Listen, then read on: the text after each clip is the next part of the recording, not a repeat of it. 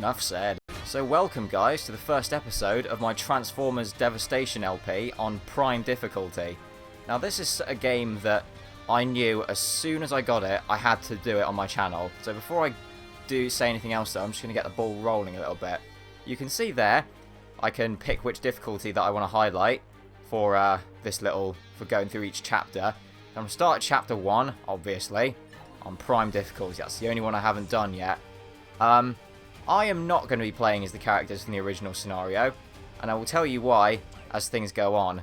So the reason why I didn't pick the characters from the original scenario is that you can pick like multiple characters that you want to play as in this game. Like, you've got, I think, 5 Autobots who you can play as. You've got Optimus Prime, Bumblebee, Sideswipe, Wheeljack, and Grimlock.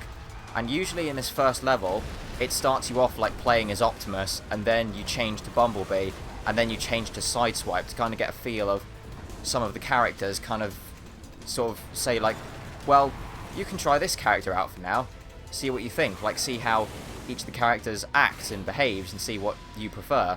But since I'm playing it on Prime difficulty, and I've been pulling resources into Optimus Prime, I just picked no, so you can pick which character you want to play as at all times. So I'm going to be playing as Optimus, because one thing that I like about this game is that whether like you're playing it on a really low difficulty on story mode, or if you're playing it on challenge mode, or if you want to play it on the higher difficulties, all your progress, like stats, weapon upgrades and all that, persist through all your characters. So you start off at like the normal base stats for all the characters, and so I played through it on the normal difficulty and got all the characters up a bit better. And then when I moved on to playing it onto Commander, they still had the same stats and upgrades kind of thing. And that persists so long as you have save data for the game. So in order to get Prime difficulty, there was a lot of things that I had to go through. This has been like a month in the making, this LP, because I first had to beat the game on Commander difficulty in order to unlock Magnus. I then had to beat the game on Magnus in order to unlock Prime difficulty. And that took me long enough as it is. I have no idea what to expect for Prime difficulty, because Magnus kind of changes things up with some of the encounters that you get. So, like, you might fight a wave of enemies that it's like, oh, this seems pretty normal. Like, this is just like what it is on the other difficulties. And then suddenly a group of really high tier enemies who you shouldn't encounter until halfway through the game will appear, and you're like, hang on a sec, this is different. Because the game kind of expects like, okay, you've played through the game now. Now it's our turn to surprise you. Well, I mean, like, since the game kind of thinks, like, it's like, well, you've already played through it, as I said, so now we're going to make things a little bit different. Show you that there's more to it than meets the eye. I see what I did there. That was completely intentional. Autobots, I am all right. Alright, so I would normally start off as Optimus Prime anyway, but I'm going to be playing through him Okay, so quick rundown of the controls whilst we're going along. So, left stick, as you can see, is to move. Right stick controls the camera. X is to jump. Square is light attack. Triangle is heavy attack. Circle is to interact with stuff. R1 is to dodge, because there's no block mechanics in this. You just have to dodge everything, and you can hold down R1 to transform into your vehicle mode.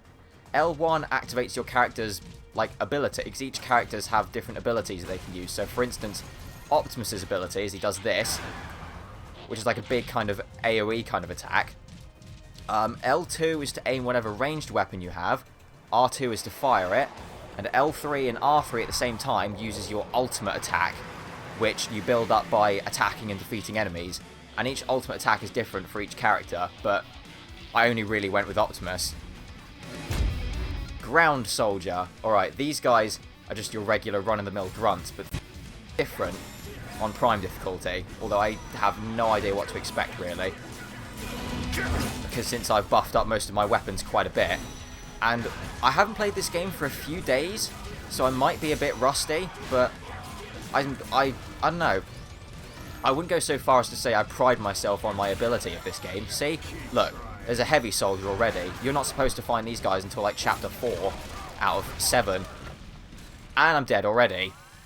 Fortunately, I came prepared with stacks of auto repair kits. That was sloppy.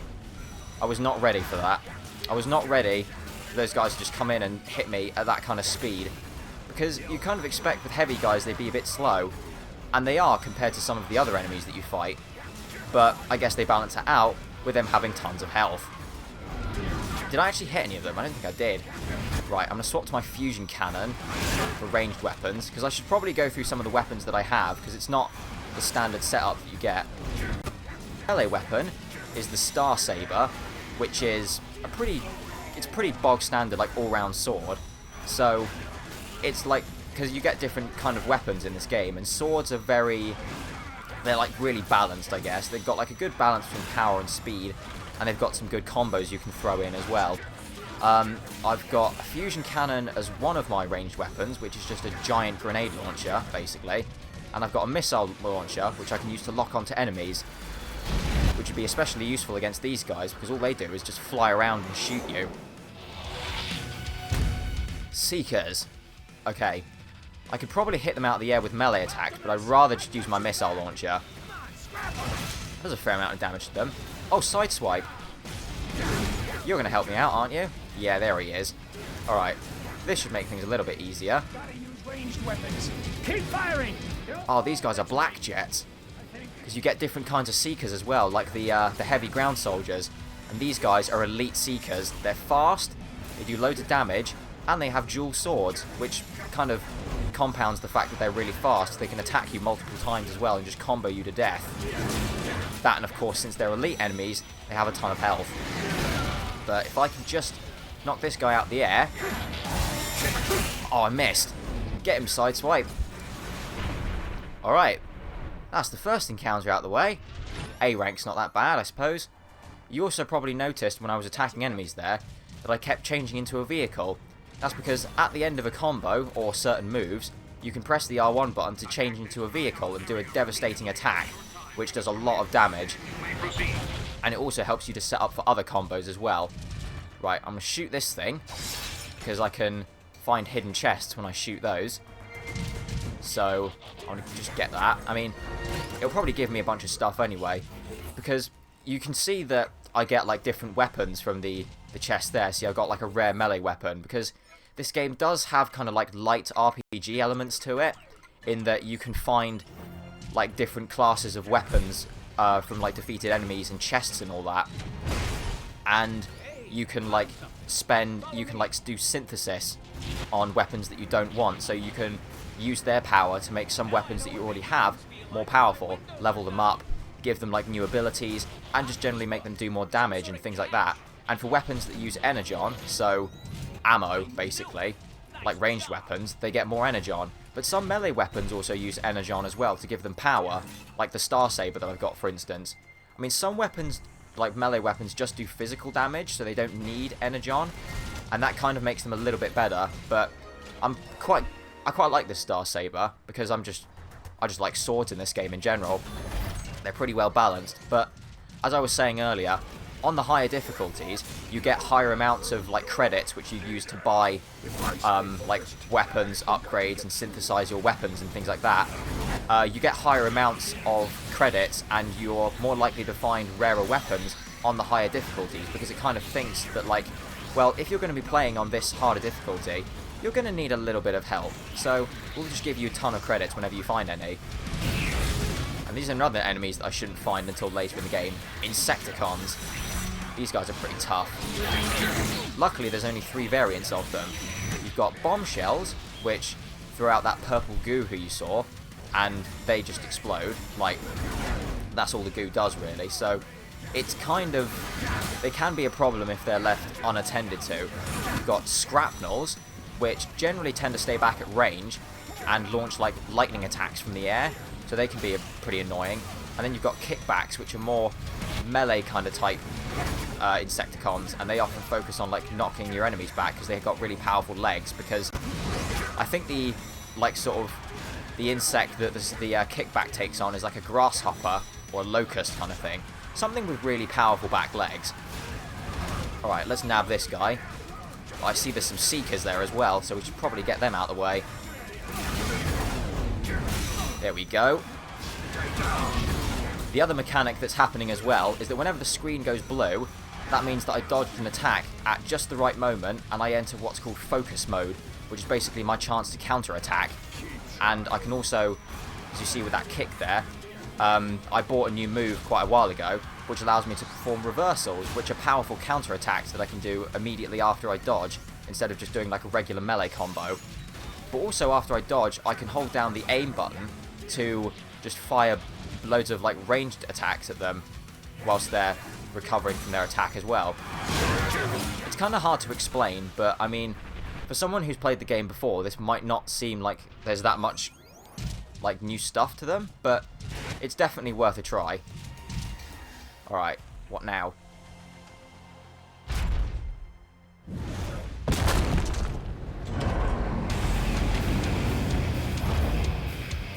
Devastator. Alright guys, so welcome to the first boss fight of the game, Devastator. Now as you can see above his name there, Devastator is what we call a combiner. A combiner is basically a giant Decepticon that is the combined form of a group of Decepticons. Because you can probably tell by the colour of Devastator, he is the combined form of the Constructicons who we saw in the intro cinematic there. So you've got like 6 kind of fairly weak-ish Decepticons who their combined form is incredibly strong and just generally pretty beefy dude. But since I got a ton of upgrades on my Star Saber, he seems to be going down in health pretty well. But generally attacks don't really tend to do a lot against Devastator unless you hit him in the head. I'll see if I can get up there. I mean, I'll keep my fusion cannon on handy in case I get any good hits on him. But his head is really where I want to be aiming, because I'll do double damage to him. Perhaps if I can just hit him enough on his legs, and then he'll fall down. That is a thing. I know it happens. But I've just got to keep working on him. That's the... Oh, he's down. Alright, let's get those good hits in. There, you see he's flashing red. He's taking loads of damage. Oh, he's straight down. Oh, no, you don't. You stop that. I don't like what's going on here. He's doing something. Oh. Well, now he's got drills for hands, which, again, doesn't happen until much later in the game. But it's just happening right now. Which is one thing that the game does when you go onto Magnus and Prime difficulties. Especially since the thing that, like, it's one of those games that has descriptions for difficulties as well. And the description it gave for Prime difficulty is simply every trick in the book is required to survive. And I, for one, definitely know that after playing it on Magnus difficulty. Although I do have a few strategies for some of the boss fights and enemies that I'll be fighting, like that will make them significantly easier. The other thing about like some of the moves that I've mentioned as well is that I don't know if I mentioned you can buy moves as well, like as part of upgrades, and like they sort of help you out a little bit more as well. So, for instance, I have a move called Still Safe, which lets me dodge just a little bit later, like a couple of frames after an attack hits me. I'll still take no damage from it, and I'll still activate focus. But one of the big moves that I kind of would be helpful in this probably to be able to parry stuff. To parry stuff in this game, you have to like tilt the left stick forward just before an attack is about to hit you, and you'll just sort of like, I guess, bash it away as it will. It could be a melee attack, so like for some enemies that don't really flinch that well, a parry is the only way that you can get the upper hand on them. But also you can parry ranged attacks, and if they're like missiles or any kind of ranged projectile and not really a beam as such, then you can catch it. So you can catch like missiles, like some enemies will throw boulders at you, so you can catch the boulder and then throw it back at them. So that's pretty cool. B's not that bad. The way that I think of it, like for rank stuff, is I kind of use it as like an abbreviation for myself. So starting from D is just disgusting. Like, I don't like getting a D rank for anything. C is also pretty crap, but it could be better, I suppose. Or it could be worse. B is bearable. Like, I'm fine with a B. It's not completely terrible, but it could of course be better. A is acceptable. Like, I'm pretty happy with an A.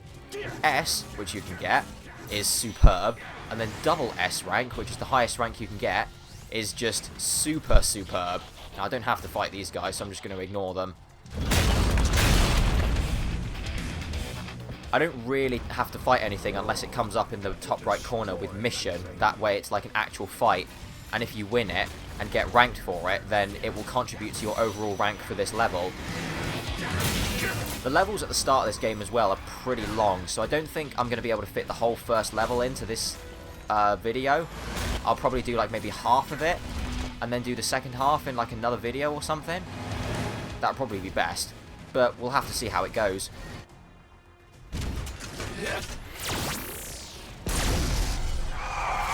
See that gun there that Megatron's got? That's the fusion cannon. Because when you beat bosses, you can actually get some of their weapons if they drop them. Today, I presume? I am here to stop you from destroying the city. Stop me? Oh, Prime! You have no idea what you're really up against, do you? Who is really behind? One thing I like about this game, though, is that, as you can obviously see, like, Platinum Games are using G1 Transformers, so like stuff from the 80s, and they even got like, they tried to really bring the feel of Gen 1 Transformers into this game as well. Like, you've got the old sound effects when they transform, and all of the voice actors from the original series who haven't died, they managed to get back for this game as well. And even if they weren't still alive, they just got really good impersonators. So that kind of appeals to me as well. Especially the old transforming sound. I loved that the first time I played this. Now Megatron is going to be a pretty tough fight. Because that's the other thing about Platinum Games. Hasn't played a Platinum Games game before. As you can see from this, they like mostly focus on character action games, which is what this game is. And they really like to go over the top with some of their games. They're just like, what can we do for the second boss fight in Transformers? I know, let's make them fight Megatron. That's a good idea. And it certainly like helps to ratchet things up, I guess. Right, there's one move I want to get on Megatron, see if I can do it. I did it just earlier against a regular soldier. If I slam down on an enemy, like just above them, oh, I guess I just get him down to half health and then he escapes. He probably does. So I get him down to, well, if I slam down on top of them, then and I continue to hold down like the R1 button, which you use to slam down on enemies and just generally transform, then you'll just keep revving on them and do tons of damage, like as much as you can, and then you can let go of R1 to just propel yourself off them, like if you're about to be in trouble, or if they've sustained enough damage that they're going to die.